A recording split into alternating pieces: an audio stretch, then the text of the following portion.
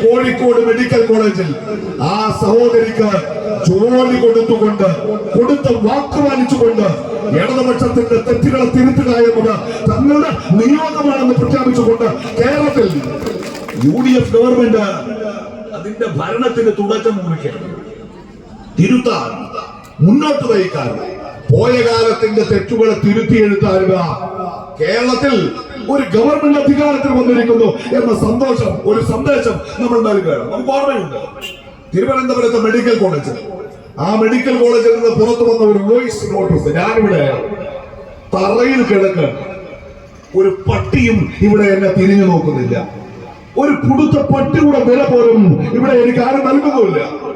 ഞാൻ ഈ തണുത്ത തറയിൽ കിടന്ന് ഹൃദയം പൊട്ടി മരിച്ചു പോയാൽ ഈ വോയിസ് നോട്ട് നീ പുറത്തു വിടണം.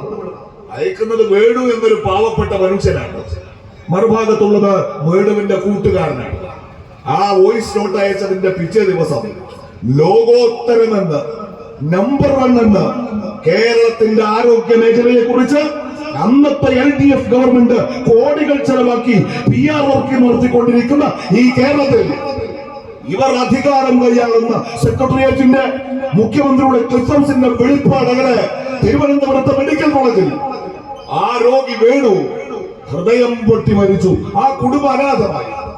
ആ കുടുംബത്തിന് 1 രൂപ അധികാരത്തിൽ നിന്ന് അത്രയും കാലം പിണറായി സർക്കാർ കൊടുത്തില്ല എന്ന് മാത്രമല്ല, അത് ഞങ്ങളുടെ വീഴ്ചയല്ല എന്ന് ന്യായീകരിക്കാൻ ശ്രമിച്ചുകൊണ്ടേയിരുന്നു.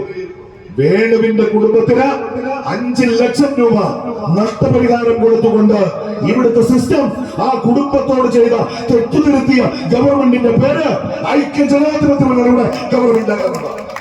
അവിടെ ഒന്നും തീരുന്നതല്ല സമയത്തിന്റെ ഗവൺമെന്റ്. നമുക്ക് ഓർമ്മയുണ്ടല്ലോ, ഈ ഗവൺമെന്റ് തെറ്റുകൾ തിരുത്തുന്ന ഗവൺമെന്റ് മാത്രമല്ല. നമ്മളെ കുറിച്ച് പണ്ടൊരു ആക്ഷേപമുണ്ട്, എന്താണ് ഇതൊരു പാവങ്ങളാണ്, സാധുക്കളാണ്. അധികാരത്തിൽ വന്നാൽ എല്ലാം അങ്ങോട്ട് മറക്കാൻ തുടങ്ങും. കർക്കശക്കാരല്ല. ആ ചീത്തപ്പേരും നമ്മളിപ്പോ മാറ്റുകയാണ് അല്ലേ? ഓർമ്മയില്ല, വടകരയിലെ തെരഞ്ഞെടുപ്പ് നടക്കുമ്പോ അവിടെ ഒരു കാഫർ സ്ക്രീൻഷോട്ട് വന്നു. ഞങ്ങൾക്കത് മനസ്സിനെ വല്ലാതെ മുറിവേൽപ്പിച്ച സംഭവമാണ്. ഇവിടെ ഈ ആദരവ് കൊടുക്കുമ്പോ ഞാൻ ഇവിടെ കേട്ട കുറെ പേരുകളുണ്ട്. ശ്രേയെന്നും മേഘാഭരണ എന്നും ഒക്കെയുള്ള പേരുകൾ ഞങ്ങൾ ഇവിടെ കേട്ടു.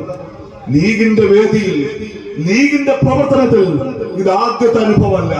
ഞങ്ങള് കുട്ടികളെ പഠിച്ചു മിടുക്കലായി വരുമ്പോ, അവർ മാർക്ക് വാങ്ങുമ്പോ, അവർ വളർന്നു വരുമ്പോ ചരിത്രത്തിൽ ഒരിക്കൽ പോലും മുസ്ലിം ലീഗ് ആ മക്കളുടെ ജാതിയും മതവും ചോദിച്ചിട്ടില്ല. നിങ്ങൾ ഞങ്ങളെ കുറിച്ച് എന്തു പറഞ്ഞോ?